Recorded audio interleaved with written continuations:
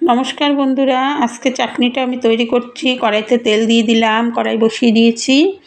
এবার আমি কারি পাতা দিয়ে দিলাম,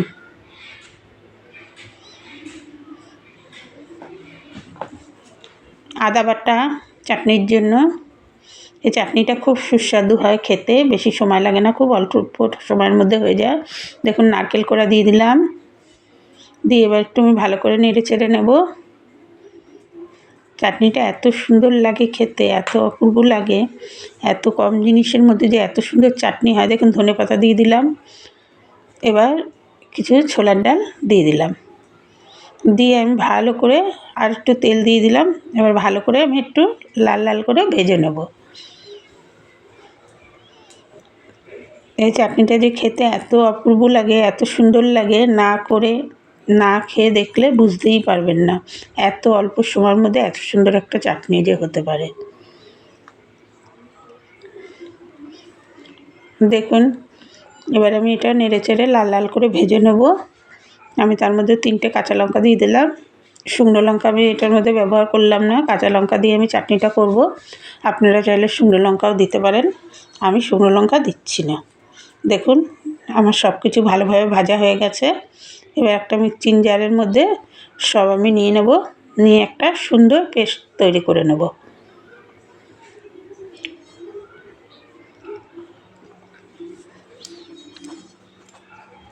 দেখুন, আমার পেস্টটা তৈরি হয়ে গেছে।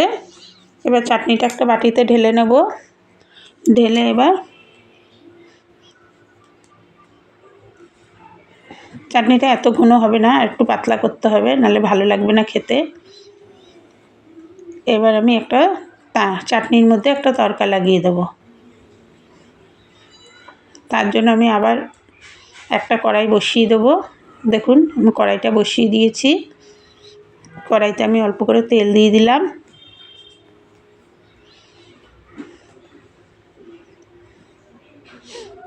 শুকনো লঙ্কা দিয়ে দেবো,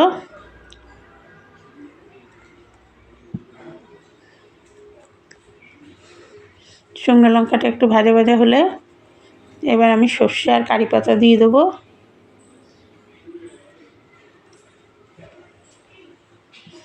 শুকনো লঙ্কাটা আমার ভাজা হয়ে গেছে। আমি এবার সর্ষে কিছু আর কারি পাতা দিয়ে দেবো একটু।